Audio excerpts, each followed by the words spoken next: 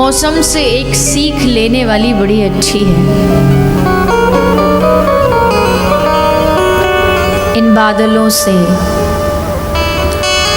इन मेघों से एक शिक्षा जो हर जीव को लेनी चाहिए, वो ये है कि मौसम कभी किसी की सुनता नहीं है, ये किसी का गुलाम नहीं है, ये किसी की गुलामी नहीं करता।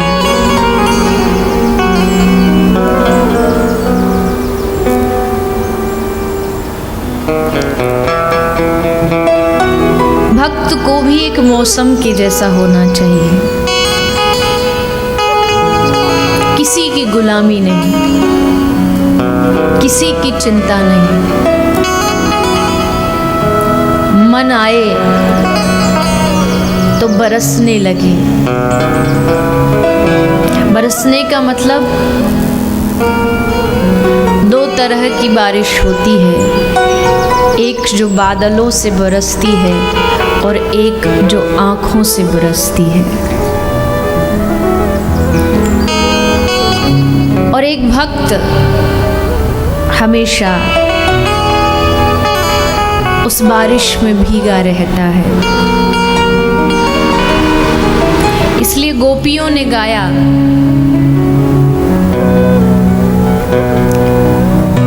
निस दिन बरसत नैन हमारे, सदा रहत पावस ऋतु हम पर, जब से शाम सिधारे, निस दिन बरसत नैन हमारे।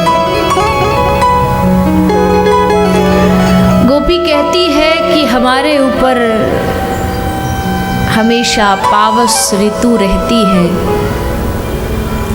क्योंकि जब से शाम सिधारे हैं, जब से कृष्ण ब्रज छोड़ करके गए हैं, हर रोज आँखों से जल की वर्षा होती है।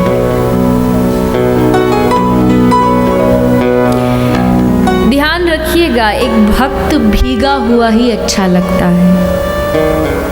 भक्ति में, प्रेम में उसका जीवन, उसका चरित्र, उसकी आंखें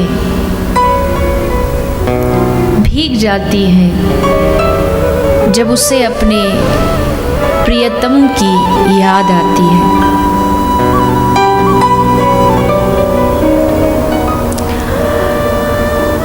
तो बात बस इतनी सी है,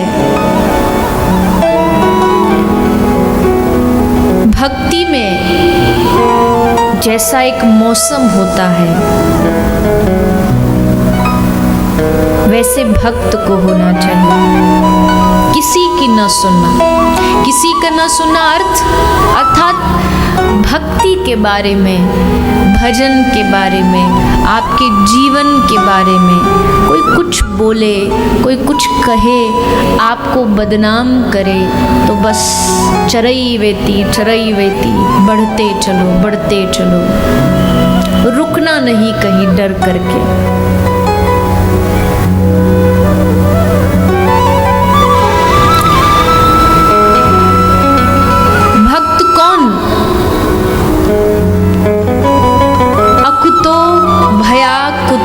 भया नास्ति, जिसके मन में किसी प्रकार का कोई डर ना हो, किसी प्रकार का कोई भय ना हो।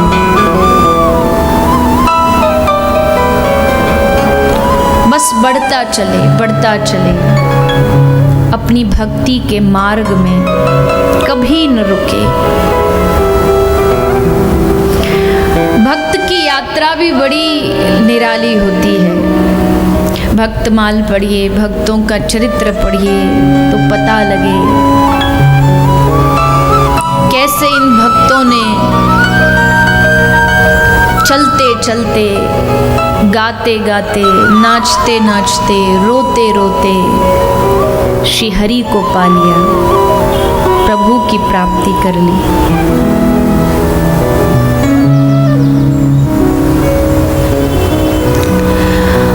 और ध्यान रखिएगा, जब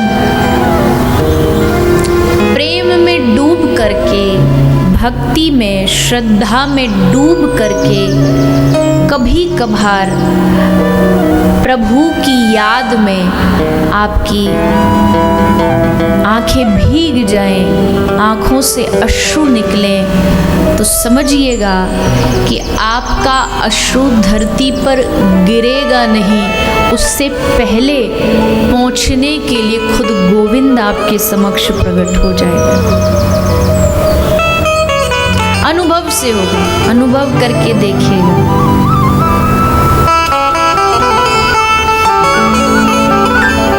गिरेगा नहीं, उससे पहले गोविंद आ जाएगा आपके सामने प्रकट होकर।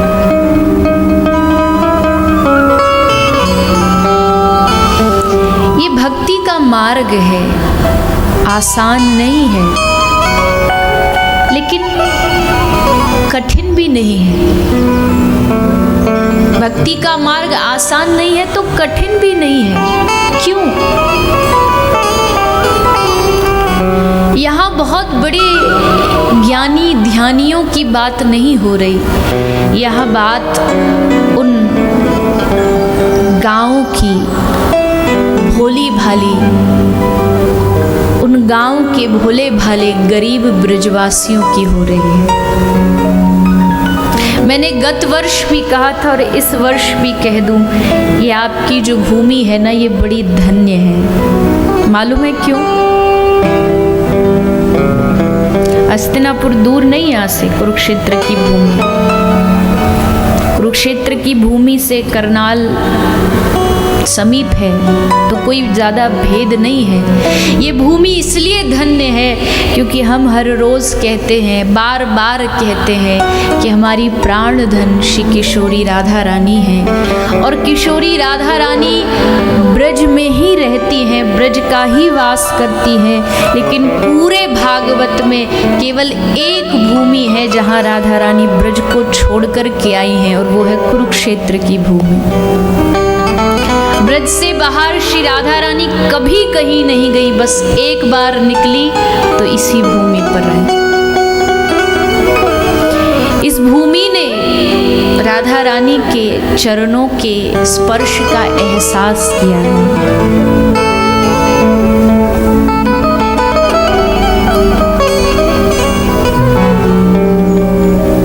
125 वर्ष हो गए कृष्ण को, शरीर बूढ़ा होने लगा। यद्यपि परमात्मा देह के विकारों से मुक्त है, लेकिन फिर भी श्री कृष्ण जाने से पहले, इस धरती को छोड़ने से पहले एक बार अपने ब्रजवासियों से मिलना चाहते हैं। दूतों के द्वारा संदेशा भेजा गया ब्रज की धरती पर, ब्रजवासियों, तुमको श्री कृष्ण बुला रहे हैं, क्योंकि कुछ समय बाद वो अपनी लीला को विश्राम दे करके जाने वाले हैं यहाँ से।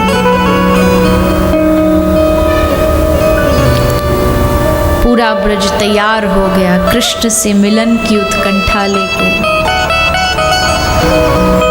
गोपियों ने राधा रानी को भी मनाया कि हे स्वामिनी जी, आप भी चलिए, आप भी कृष्ण से मिल करके आइए।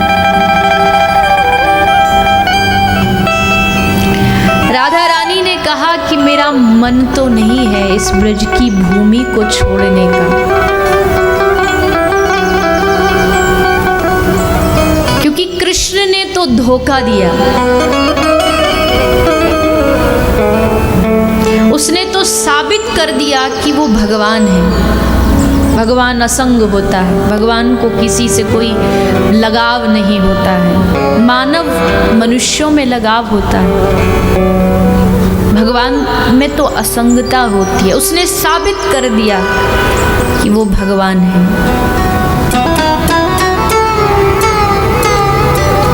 चला गया, लेकिन उसके जाने के बाद इस ब्रज ने ही तो हमको संभाल करके रखा। और मैं नहीं चाहती कि मैं इस ब्रज की धरती को छोड़ करके जाऊं। सारी गोपियां राधा रानी के चारों ओर बैठ गईं। हे श्री राधे, आपका जो भाव है वही भाव हमारा भी है। हम भी इस ब्रज की मिट्टी को छोड़ना नहीं चाहते, इस ब्रज की माटी को धोखा नहीं देना चाहते। लेकिन हे राधा रानी, क्या आप चाहती हैं कि कृष्ण हमसे बिना मिले अपनी लीला को विश्राम करके अपने नित्य धाम चला जाए? क्या आप सोच सकती हो कि एक समय आएगा जब हम कृष्ण से मिलना चाहेंगी पर कृष्ण नहीं होगा? इसलिए हे राधा रानी, आप नहीं गई तो हम नहीं जाएंगी। और हमारी इच्छा है कि एक बार अंत में अपने कृष्ण को निहार लें, उनको देख लें।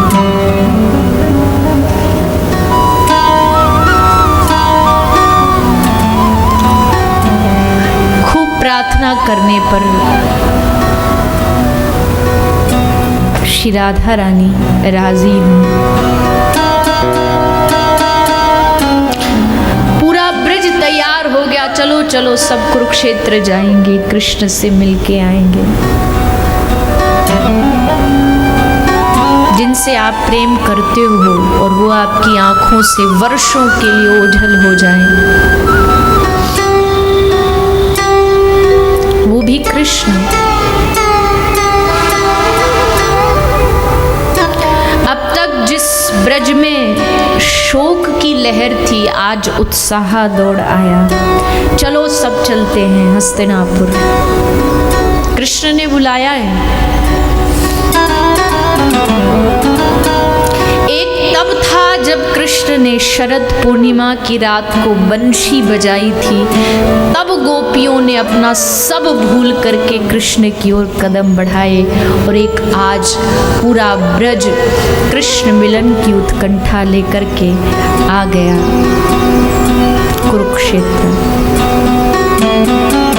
युद्ध विश्राम हो चुका है, कुरुक्षेत्र की भूमि शवों से भरी पड़ी थी।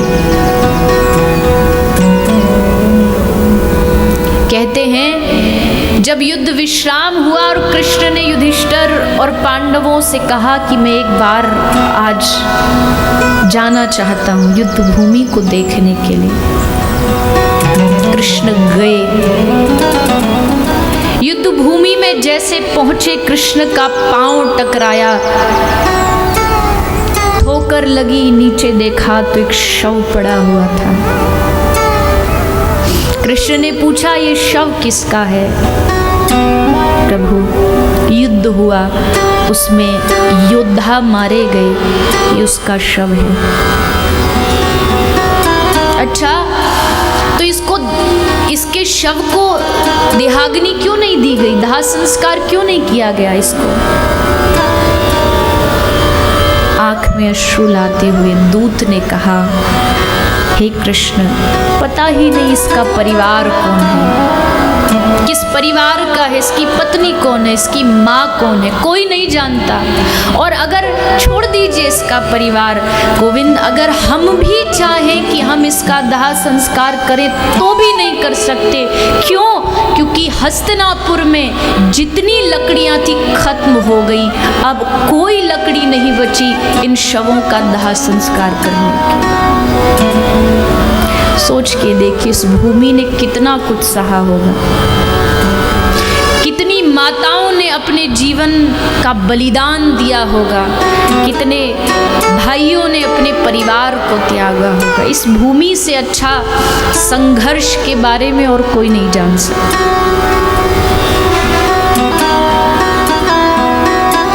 कुरुक्षेत्र की भूमि युद्ध का मैदान बन गई और जब युद्ध विश्राम हुआ तो ब्रज के लोग इस भूमि पर पधारे, श्री राधा रानी इस धरती पर पधारी। थोड़ी दूर उतराव कराया गया ब्रजवासियों का। कृष्ण ने आज्ञा दे दी सबको कि थोड़ा दूर इनका रहने का व्यवस्था कर दीजिए। रहने की सारी व्यवस्था कर दी गई। भगवान श्री कृष्ण की इच्छा जागी कि मैं एक बार राधा रानी से मिल कर के आऊं। एक सुंदर कक्ष बनाया गया और उसमें श्री कृष्ण आए और इधर से श्री राधा रानी आई। दोनों का आपस में मिलन हुआ। अब सिर्फ मिलन हुआ, इसमें बातचीत क्या हुई ये तो भागवत ने नहीं बताया। ये तो भागवत में वेद व्यास जी की शायद हिम्मत ही नहीं हुई कि इस बारे में कुछ लिख सके। मिलन हुआ और उसके बाद जब राधा रानी वापस गई तो गोपियों ने पूछा, हे श्री राधे कैसे है कृष्ण और कैसा रहा आपका मिलन? तो राधा रानी ने कहा कि मिलन तो अच्छा ही रहा, कृष्ण से मिलना तो बुरा हो ही नहीं सकता, लेकिन कृष्ण भी वही था, मैं भी वही थी, लेकिन वो आनंद नहीं था। गोपी ने पूछा क्यों? ऐसा क्या हुआ? जिनसे आप प्रेम करती थी वो तो आपके पास थे। राधा रानी ने कहा, हाँ कृष्ण भी था, मैं भी थी, लेकिन वो ब्रज की माटी नहीं थी। इसलिए जो आनंद उस यमुना के पुलिन पर आता था वो आनंद आज नहीं था। अर्थात भक्ति में भूमि कितना महत्व रखती है ये यहाँ बताया जा रहा है कि वो कृष्ण यहाँ मिला मुझे, पर वो मन का जो प्रेम था वो निकल कर के नहीं आया। यहाँ का कृष्ण जो था वो अस्त्र शस्त्रधारी कृष्ण था। यहाँ का कृष्ण सुदर्शन वाला था। यहाँ का कृष्ण बंशी वाला नहीं था, वेणु बजाने वाला नहीं था वो कृष्ण। इसलिए मिलन होते हुए भी वो आनंद की अनुभूति मुझे नहीं हुई।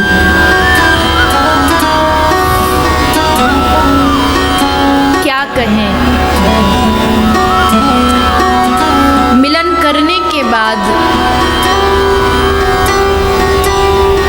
राधा रानी से मिलने कृष्ण की पटरानियां पहुंची। कृष्ण की पटरानियों का मिलन श्री राधा रानी से हुआ। दूध लाई थी राधा रानी के लिए, पिला दिया, पी लिया उन्होंने। बहुत इच्छा थी पटरानियों की राधा रानी से मिलने की, क्योंकि कई बार आधी रात को कृष्ण को कंबल ओढ़कर, चादर ओढ़ करके श्री राधा कहते कहते रोते हुए देखा था।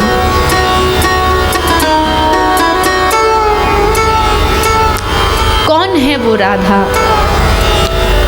हम भी तो उसे देखें, हम भी तो उसे स्पर्श करें,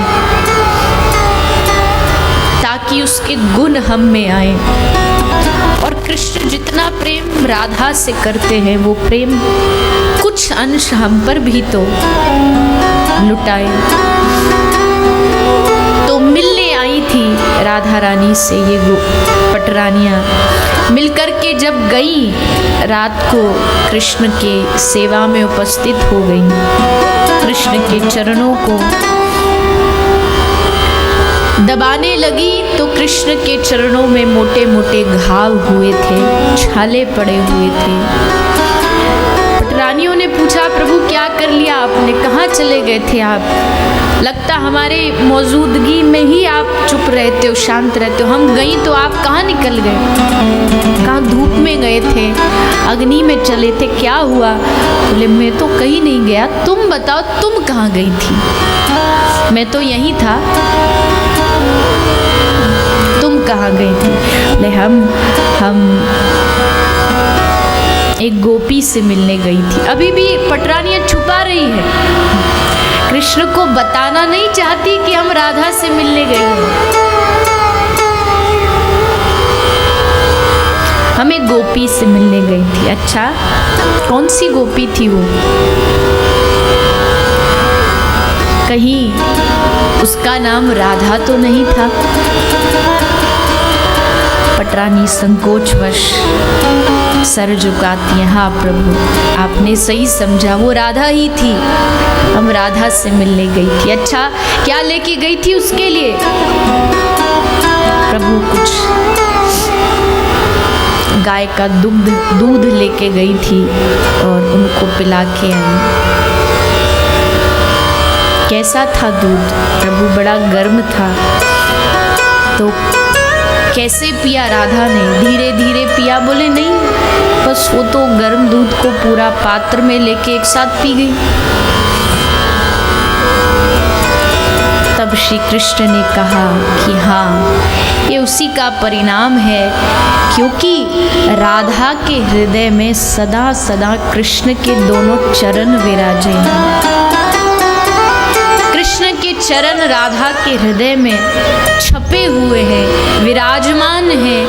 उधर दूध राधा ने पिया और इधर उसका स्पर्श हुआ श्री कृष्ण के चरणों का। ये है प्रेम, ये है प्रेम।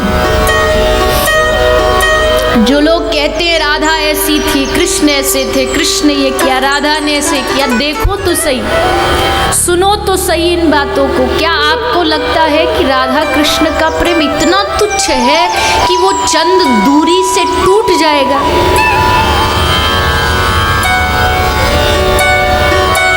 कभी नहीं। दूरी प्रेम को तोड़ती नहीं है, बल्कि और उसे बढ़ाती है।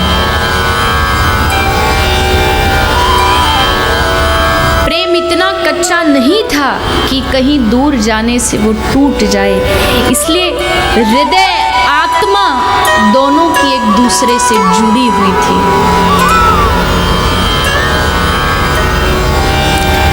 तब पटरानियाँ समझ गई कि बड़ा मुश्किल है इन राधा कृष्ण के प्रेम को समझना।